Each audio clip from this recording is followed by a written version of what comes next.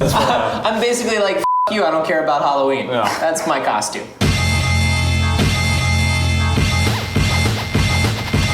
Some games came out, I think. Mm-hmm. Did you hear about them? Yeah, we reviewed a couple games this week. I think they were video games. I was legitimately amazed at how much weight commenters and just the general public put on the length of Dishonored. Well, size matters. It does. I get that. Penis joke. But at the same time, like this is the thing. We got asked maybe 40 times in the comments, well, how long is it? Well, how fast am I gonna beat it? Well, how quickly does it go by? And I'm just like, whoa, whoa, whoa, whoa, whoa.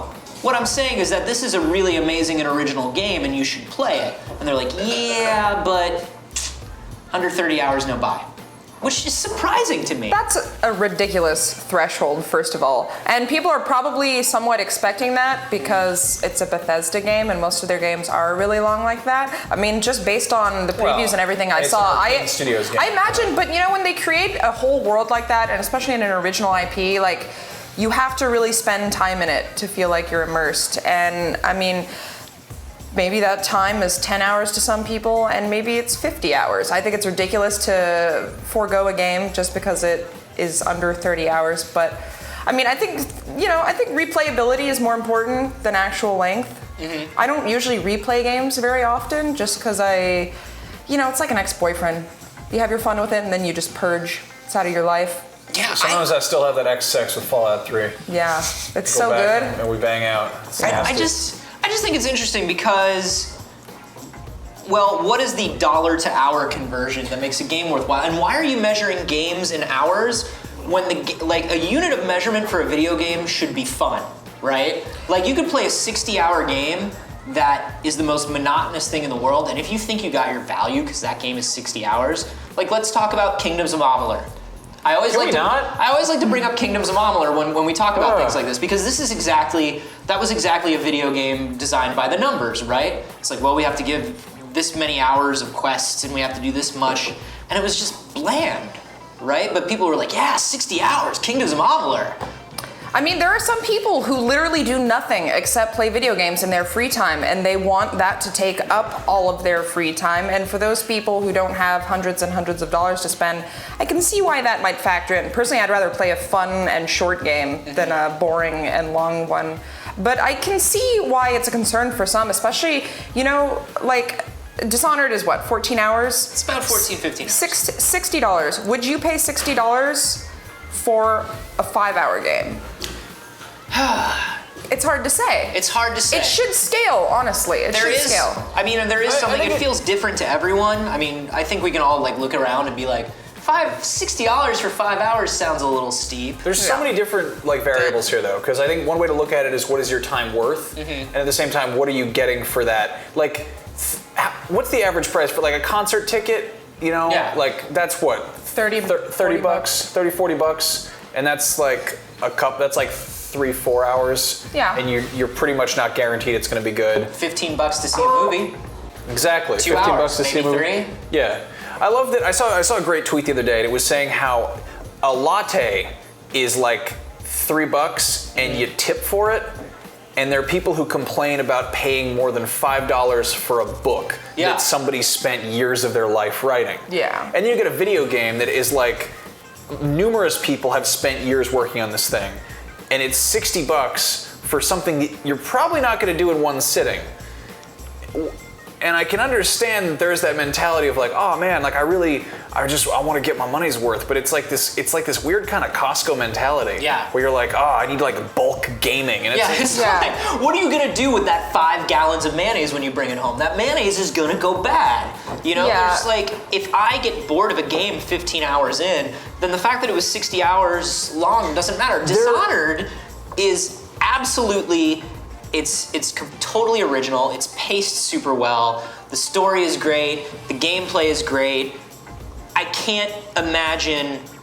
I mean, I understand wanting more of it. Of course I want more of it. Yeah. But it's good the way it is. And for people to say, oh, well, I can speedrun it in 5 hours. You could. you can also wolf down an entire chocolate cake in 5 minutes. Yeah. What are you, Why would you do that? No, I think would it's you do it? You got to realize this is having a very kind of like numerical way of looking at things. That is a kind of a thing that some people do. My roommate, his favorite thing is to try and save money on food. And it's not like he has an issue buying food, but he's just really stoked when he gets a bargain on food. And he'll be like, that bag of hash browns in the fridge, $4. And I'm like, that is a bag of frozen shredded potatoes. You could buy 3 potatoes for less than $4. I beat you at your own game. Like, yeah. But he's into that, like that sense of like of value and like dollar number conversion to this kind of abstract thing. It completely dismisses the whole idea of supply and demand. And we always say $60, but in what, 2 weeks, a month, a little over a month, we got Black Friday. Yeah. And all these games that are out right now for $60 are going to be like $40, $30. Yeah. And then so if it's not worth it to you, you could always wait just a month. There's a sliding scale. You know? Yeah, but nobody wants to wait because people are talking about it right now. You know, it's hot right now, and there's the hype around it. Yeah.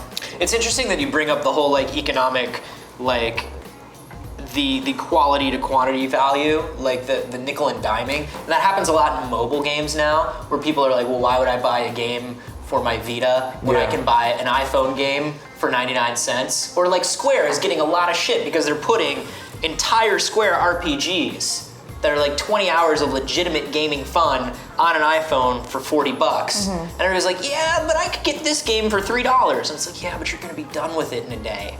Like, I feel like people get so hung up in the money, in the dollar to amount of time conversion, that they're missing a lot of great games or like counting a lot of good games out. They're just like, no, that doesn't fit into this numeric value of fun that I have in my head. I like to think of it as sort of this different, you know, you think of how games work and you get something like Angry Birds, that's like a bouncy ball. You can get a bouncy ball from like the machine outside of Toys R Us for 50 cents, whatever. And then of course, maybe you want like a brilliantly crafted experience, and you want like some artisanal things in there, and you want like a toy, but you want like a really fancy toy. So you buy like an old-time wooden puzzle box. Maybe I was thinking like one of those just crazy otaku like hot toys, like Iron Man action figures that the chest actually lights up, and you can see like Robert Downey Jr.'s pores, and it's like you could also get that. That's $400. Like they're both toys.